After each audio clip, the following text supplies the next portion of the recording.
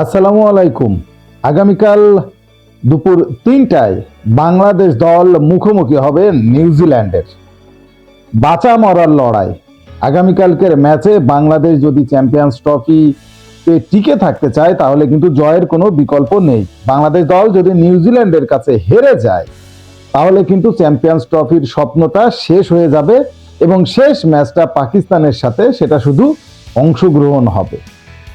আসলেই তাই, পয়েন্ট টেবিলের যে পরিস্থিতি সেটা যদি আমরা দেখি তাহলে সেখানে কিন্তু বাংলাদেশ দল বর্তমানে ৩ নম্বর পজিশনে আছে এখন পর্যন্ত, যেখানে রান রেটে পাকিস্তানের চেয়ে এগিয়ে আছে। একটা ম্যাচ খেলেছে বাংলাদেশ, যেটাতে ভারতের মুখোমুখি হয়েছে এবং সেটাতে বাংলাদেশ হেরেছে। পাকিস্তান নিউজিল্যান্ডের মুখোমুখি হয়েছে, সেখানে পাকিস্তান হেরেছে। সুবিধাজনক অবস্থায় কিন্তু নিউজিল্যান্ড আছে।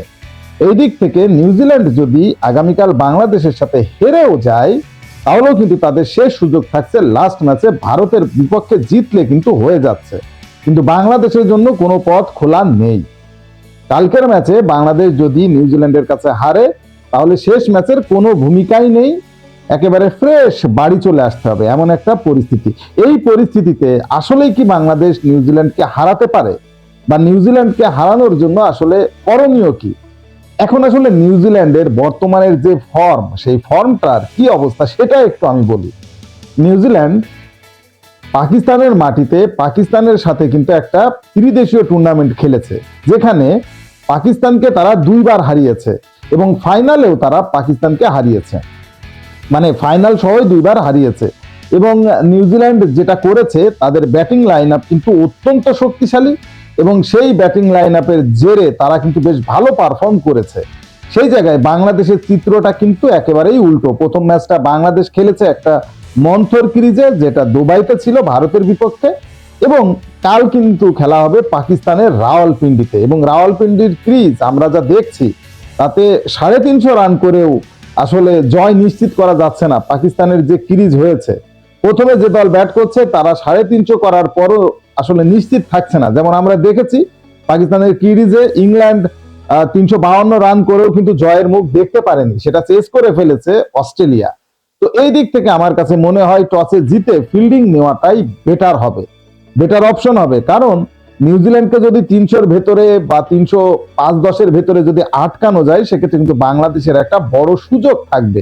কারণ যত দেরি হচ্ছে, অর্থাৎ পরের দিকে সেকেন্ড হাফের দিকে কিন্তু পাকিস্তানের ক্রিজটা ততটাই ব্যাটিং সহায়ক হচ্ছে এবং এই ক্রিজে পেসারদের কোনো ভূমিকা থাকবে না, সেটা পরিষ্কার, একেবারেই পরিষ্কার। এখন আগামীকালকার ম্যাচে আসলে মাহমুদুল্লাহ রিয়াদের ফেরার চান্সটা কতটুকু, সেটা হিউজ অ্যামাউন্টের চান্স।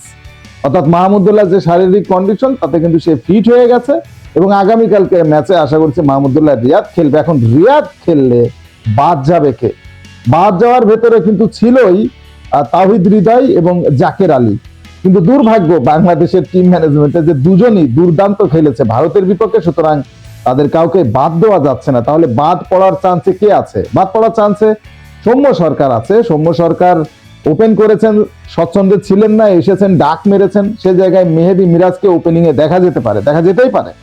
তো সেই রকম যদি হয় সেক্ষেত্রে কিন্তু সৌম্য সরকারের বাদ যাওয়ার চান্স আছে। আরেকজনেরও সুযোগ আছে বাদ যাওয়ার, সেটা হলো মুশফিকুর রহিম।